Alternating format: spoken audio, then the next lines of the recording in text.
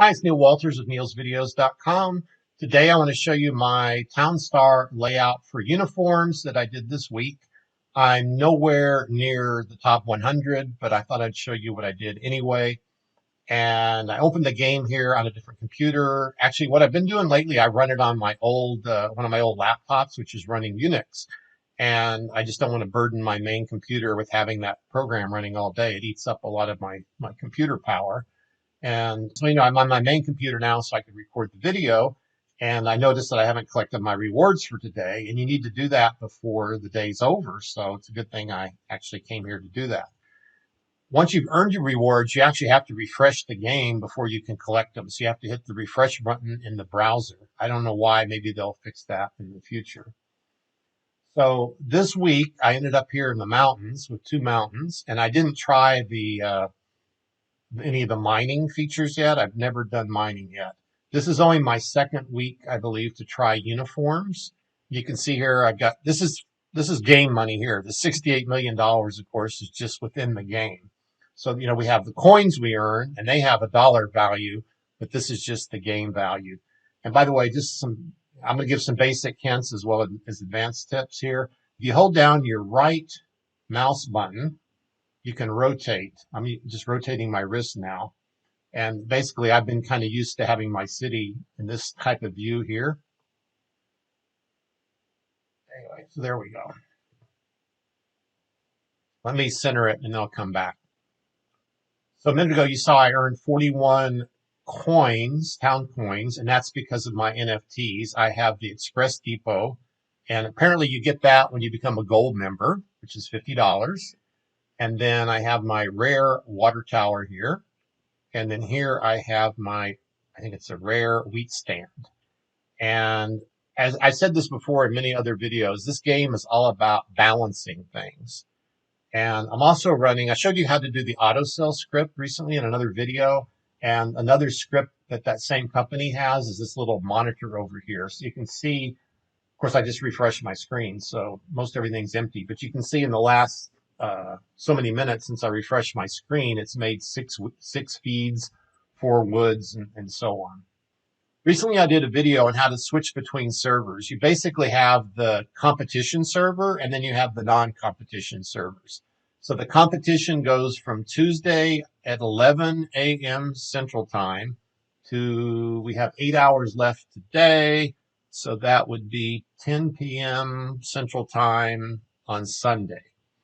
So my trick tonight would be to earn my rewards. I need to do them like this. I think the rewards start over at 5 or 6 p.m., like 4 hours from now. So that would be 6 p.m. tonight. I can collect my rewards again. I need to do that tonight. And then what will I do for Monday? So on Monday, I will go to one of the free servers. I have another town set up there, which is totally different than this one. And I will play just long enough to get my town coins for that day. And then I'll be ready for Tuesday if I want to start the competition server again. Now, let me talk today about should you compete or not. If you're in the competition servers, again, you have a certain time frame to play, 11 a.m. Tuesday till Sunday night.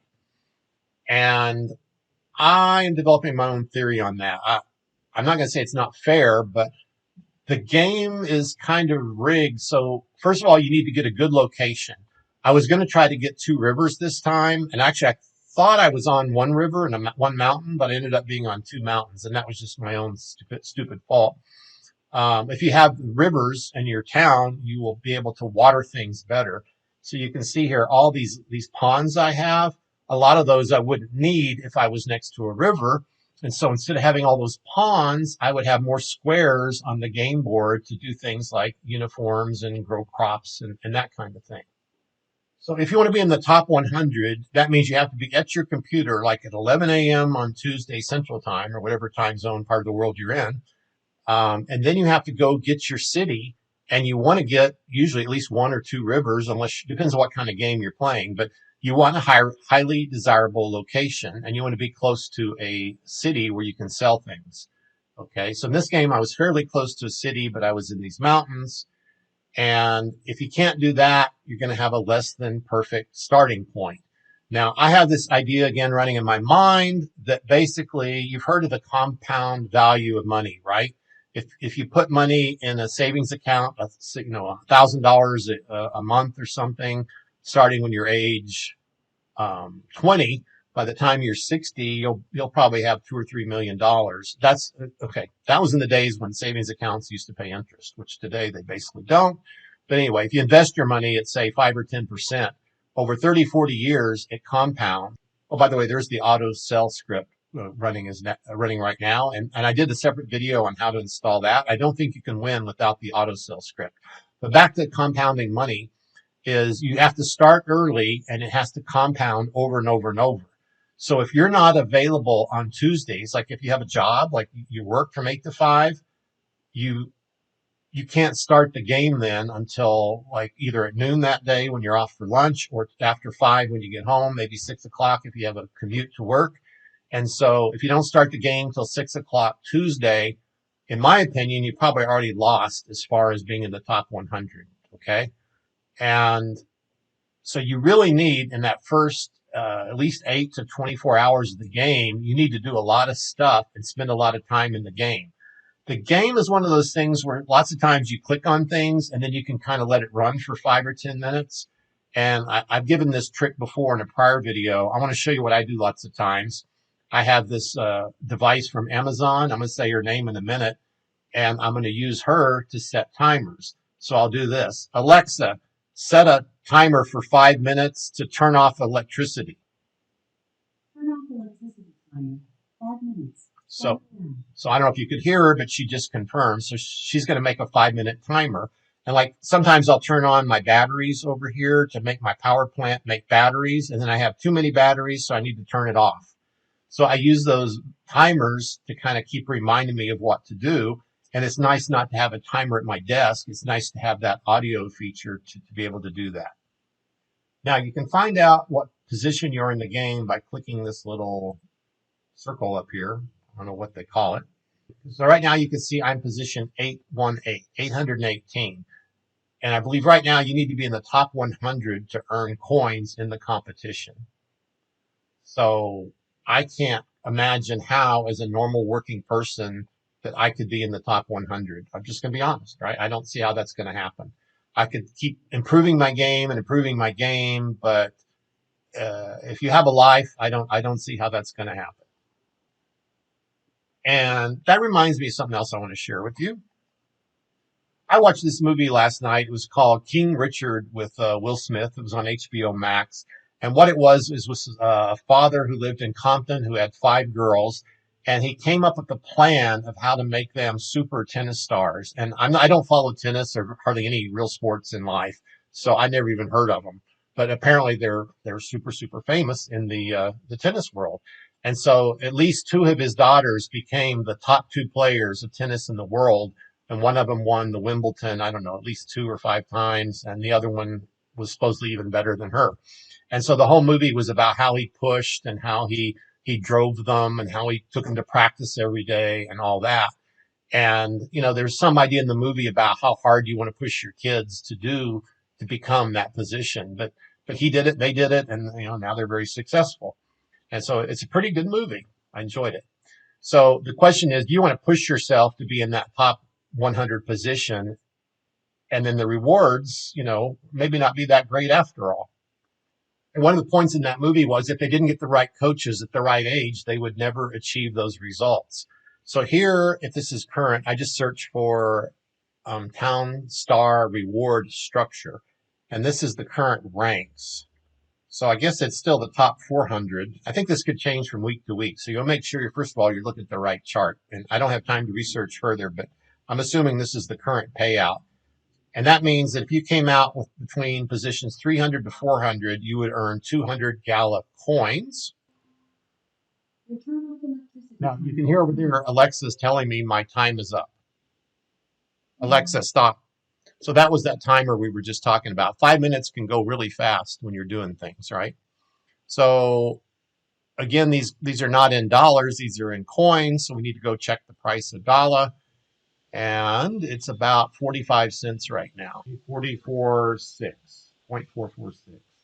So let's put that into dollars in our mind here. The lowest position is 200 times 45. Let's just round off and say town coin is 50 cents. That means you make 100 bucks. Double that to be in positions 100 to 200, you'd make that's 200, that's 100 bucks. So that would be 200 bucks, right? Anyway, so unless you're in the top few positions, you're not making that much money. Let's see what the number one position is. 5,500 gala is, say, roughly two to 3,000, say $3,000. Let's just round it up, okay? And that's pretty good. If you could be in position number one and do that every week, you'd be making 3,000 a week. But there can only be one number one, right? So, if you really want to be good and be competitive, you need to be like a professional game player. You have to dedicate yourself to this game. And I'm not sure, to be honest, most people are willing to do that. Okay. Now, there are many different channels where people are teaching how to play and giving hints and builds and setups and all that. But I'm not sure the ones that are winning are showing their setups. And the other thing there is, I've heard talk about these teams working together. And let me just show you real quick something on that. If you want to know more about that kind of thing, go to Discord and look for the group called, just go to Google and look for this group called BDB TownStar. And they have these different subgroups here, TownStar Chat, Spider Tank as well, Public Chat, etc. They even have something they call sometimes scholarships where they're teaching people if you join them and all that kind of thing. And they say they're looking for people who want to team up. So I think there's some kind of concept where different cities or towns in TownStar can sell to another one. And so maybe 3 or 5 towns work together. And that's way beyond what I have time to deal with right now. So again, if you want to be professional, that's something you'd want to look into. Now, when someone shows a video, you kind of have to know if it's the beginning of the game, the middle of the game, or the end of the game. For me, this is pretty much the end of the game. As you can see, we have 8 hours left today. I don't think I could really tweak this much more to make it better. I could have tweaked it earlier to be by the rivers, but now I'm kind of stuck with what I got. And, I was watching Lycan Warlord. What's his name? Sorry, I can't remember everybody's names. I think he calls himself Lycan Warlord, and he has videos. And he showed he was like around 68 million, but I think that was like yesterday. And today he may be at 100 million. I don't know. So he's probably in a position much higher than mine. So when you look at other people's builds, my videos, anybody else's, look at a couple of things first of all. Look at several different things. Here's maybe a list of things you want to look at on their games. How many NFTs are they playing with? Because the NFTs will give you a huge advantage. This water tower basically acts like a pond or better. So it's providing water to this whole area here. And I still needed some lakes to get the trees. The trees require 7 waters. And that's the other thing. If you want to be a professional at this game, you almost have to memorize, okay, a tree needs this much water, a cotton needs this much water. You don't really have time to go look it up over and over and over again. So you kind of specialize or learn what all these little items in the game mean. Of course, there's websites you can go look it up, but then you're spending all your time looking things up and not playing. So again, a professional would need to know all that kind of stuff. This is my rare wheat stand. It's the first week that I played with it. When I'm looking over there, I'm just looking at my pause on my video and making sure the video is all working okay. This is automatically providing wheat to all these wheat stands. And that is a huge advantage because you notice I don't have to plant wheat. And at the beginning of the game, like I had one farmer and I didn't even need him really because I was getting free wheat from the wheat stand. And then the ranchers, instead of having to fill the feed mills, all they got to do is deliver the feed from the feed mills to the, I started to call them sheep shacks, these little sheep pens over here, okay? So every one of these sheep pens is making wool at various rates, okay? And then you need your trowel or trough, however you say that word. You need a couple, 3 of those so that the sheep can go eat from them. And the farmers or ranchers, I mean, put the food in the troughs and then the sheep eat them. And so you need to know that a sheep pen needs 5 water. So for example, see this one is getting 3 water from here, and I think 2 from here and 2 from here. So he's getting more than 5. Whereas these ones over here may be getting not quite enough water. And I think sometimes my ranchers actually have to give some of them water. So you have to know how to count. And there's other people that show you that. So that's not the purpose of this video. When you're looking at someone's bill, the other things you would look for is you might even get a piece of pencil or a spreadsheet out and write down like how many logger houses do they have? How many farm tractors do they have? How many ranchers do they have? How many woodsheds do they have? Also, here at the end of the game, I really don't need my builder houses because I'm not building anything. So I could potentially get an extra square from those. And I don't know what's going on with my internet here. You might want to look at how many refineries and power plants they have. I have 2 power plants over here, and I built another one over here to basically fuel the factories with energy. I had one idea that I thought was pretty brilliant about the food troughs today, and that was that the ranchers will typically deliver to the nearest food trough, and they won't go to one that's far away. So I actually counted how many squares it was to the 2 food troughs that I have. And so when I added this third one up here, I actually counted it. It was the same number of squares away, and that's where I placed it so that they would all get filled equally.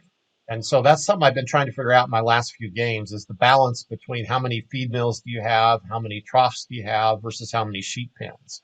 And I might have too many sheep pens now. There is something someone else talked about called redlining, where maybe adding an extra sheep pen doesn't do any good because really all you're doing then is they're all sharing the same food. So at some point, adding another sheep pen may not increase your sheep production or your wool production. So over here, these are your monitors. And so you could actually try that. You could say, okay, you could say, given that I have, for example, 10 sheep pens, how much wool do I make in a 30-minute or an hour period? Then what you could do is maybe add 3 or 4 more sheep pens, clear your browser, do a refresh, and then your counters would start all over. Again, use a timer or something, run for 30 minutes or some given amount of time, and then compare your wool with what you created before. If I do uniforms again, probably what I would do is earlier in the game, I would probably put this rare water tower like down here somewhere. And I would try to put my crops in this section. And then all my industrial buildings would be in this section up here where my crops are now. And that way we would reduce the amount of time we have to go back and forth. Because when I built these little uniform factories over here, or fabrication factories, whatever they call them, fabric plants, they have to come over here to get the cotton. And then to get the wool, they come here. Anyway, they're spending a lot of time walking, and those don't have vehicles, so they're walking on foot. That's those little ladies right there walking around. I finally figured I just need one storehouse because at this rate I'm going, as soon as the wool goes in there, it comes out within usually a minute or two. And so I never end up with more than 2 or 3 wools in the storehouse at this point of the game. Earlier I had another storehouse here. Like I had one for the left sheep pens and one for the right sheep pens. But now that everything is kind of like balanced perfectly, one warehouse or storehouse is enough. One thing I could still tune is probably my wind pumps and my watering. I know there's still a few things that don't have enough water, and every once in a while I see either the NFT buggy guy. Where's he? Oh, that's this guy right here, Mr. Buggy Puddles or whatever he calls him. Yeah, Mr. Puddles Home. I see him delivering water sometimes. So I went ahead and built a couple of these towers here kind of off on the side so that they could give the water needed. And see, this one right here has no water in it. So I know that water is being used by someone. And if I really wanted to improve that, maybe I could put another pond somewhere or move a crop around. But again, I don't have a lot of spaces to build more ponds at this point. I have plenty of money. At this point of the game, so you have plenty of money and you can buy almost anything you want, but you don't have the places to put it and you're balancing everything. I do keep 2 of these fuel tanks and I do sell gasoline. So that way all night long I'm producing gasoline. And when I get over, I think 20 gasolines, I sell 10 of them. Or when I get over 30, whatever. And that's how to use the auto sell script. I talk about that in another video, what I call advanced uses of the auto sell script. And by having this feed mill and not having to grow wheat, the only thing that's going in this silo right now is cotton, which is very convenient. It means I don't have to have two silos, and I don't have to balance between wheat and cotton at all. You notice there's some roads that I still haven't paved. You could say I'm just lazy, but it's like I don't think it would make much difference at this point because it's just they're not very heavily traveled roads. I have the money to do it, and if I have the lump, see, I have 100 lumber right now, so I could do it. It's just a matter of kind of being boring and sitting here and clicking on them and making everything paved. But so I should have done that, but I just didn't. When I start paving, I always look for the busiest spots on the roads, and those are the ones I pave first. So, for example, the silo is usually one of the busiest places, so the silo would be one of the first places to pave. And of course, certain equipment over here has to be paved. And then, like here, where all the food was being delivered to the food troughs, I paved those as soon as possible. That speeds up the ranchers as much as I could. I even have a dead space right here. I noticed just now. So usually you don't have any dead spaces at this point of the game. Maybe I could put a cotton field there, but I right now I have usually enough cotton. And that's what's so fascinating about this game. You change something and you may have to wait an hour to see how it does. So like earlier today, I think I had 8 or 10 of these cotton yarns, and now I only have 3. So um, that's a good ratio actually, because you need 3 cottons per 1 wool to make a uniform. So if you have all of a sudden 15 cotton yarns here, that means you need to make more wool and less cotton. And then that's where you sometimes destroy a cotton field and maybe put a sheep pen there or something like that. So if you look at people who started with rivers, they usually put their sheep pens and their crops by the rivers. So that would have made the game easier. To do my sheep pens, I think I started with 1 pond, probably about right here, and I built my first sheep pen. I used that early in the game to kind of do what they call the wool rush, where you're making wool and you just kind of let that run for maybe an hour with using the autosell script, and then you make whatever $50,000. You go build something else, and you make another $50,000, and you go build something else every say 15, 20 minutes or whatever. And so from there, I just kept building. So I built all these ponds in a row, and that basically provided all the water I needed for these sheep pens. And then later in the game, I was like, let's see how much more I can cram in. So then I added these extra sheep pens too. And just let's make a note over here. Okay, there's a close-up of my refinery complex, which I think I borrowed from Lycan Warlord. So I appreciate him and Drac Grinds Gala. Those guys do some great videos. And the purpose here is like this.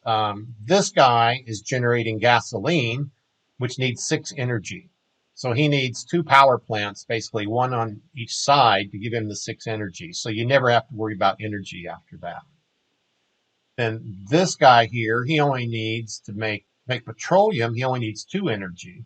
So he can be actually even a square away, but it's nice to have him next to another power plant. And then your first wood mill or lumber mill actually needs 2 energies as well. So he should be close to a power plant. So when you're first starting out, the goal was basically to have a pond here and then build your water pumps next to it. And then each power plant needs its own water pump. Okay. And then from there, you can count how many squares away, how much energy they need. So like the fabric plants only need 1 energy. Well, I'm sorry, I take that back. Sewing uniforms takes 3, but sewing or making cotton and yarn only takes 1. So my first uniform factory, I put again right next door to a power plant. And then this one's getting energy from it as well. And then these across the street are actually getting enough energy. They just have to create cotton or wool yarn. And see, you basically count over here. This guy gives 3 next door, which is here, and then two over here. And even in the L shape, that guy would get 1. So that's how the energy spreads out. And then this guy right now, I'm leaving him creating batteries full time. So he's sucking up the crude oil and he's getting his water from the water pump. So you don't need to deliver water. And he's constantly creating batteries. I call them batteries, but they call them energy in the game. So over here, I have 20 batteries because a few of my fabric plants are not like these 2 over here. They're not close to a power plant. So they need 1 unit of energy to do what they need to do.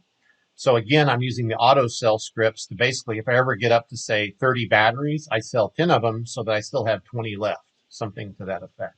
and I'm still running 2 wind turbines. So at first I was debating whether they would provide enough energy or batteries to these 2 plants, but I think they don't. So finally I just decided I could leave this guy on. And, but actually then I start running out of crude oil. So it all gets back to what you run out of. So if there's not enough crude oil over here, he can't create the energy batteries as needed. So see, I have plenty of gasoline between my 2 tanks right now when I'm creating the battery energy things. That fuel storage tank is actually empty right now. So I have no crude oil now, but these little gas pumps or oil pumps are creating the crude as needed. Okay. Lumber was always a big issue for me. And like right now, see, I have this issue where, like, see, right now I have 99 um, logs, but I don't have enough lumber. So right now I have 3 lumber mills, and I sometimes turn this one on and off. So that would be the script I would love to see them create, is to let something run, say, half of the time or 20% of the time. Same thing with creating the batteries. It's like I only need so many per hour, but a human has to be here to turn this thing on and off. And same thing with this. Like right now I have 98 logs. It looks like I'm out of lumber. And if I leave that guy on, I'll have like 30 or 40 lumber, but then I'll have no logs or no wood. So I like to keep some wood just so that if necessary, they can be delivered to other places. But anyway, balance. I still have one house here that I haven't upgraded from lumberjack to logger. Could do that. But again, I'm not going to be in the top 100 anyway. So, like, what difference does it make, right? At this point, I don't want to sound like a defeatist, but I think I've reached my limits of how good I am at this game based on the hours it might take to improve my game. So as Forrest Gump says, that's all I have to say about that. This is my uniform build, and I share what I know at this point. No secrets, really. And I hope that helps you build out a uniform town if that's your goal. And I hope you enjoy playing and earning with TownStar if you're into that. I'll see you on the next video.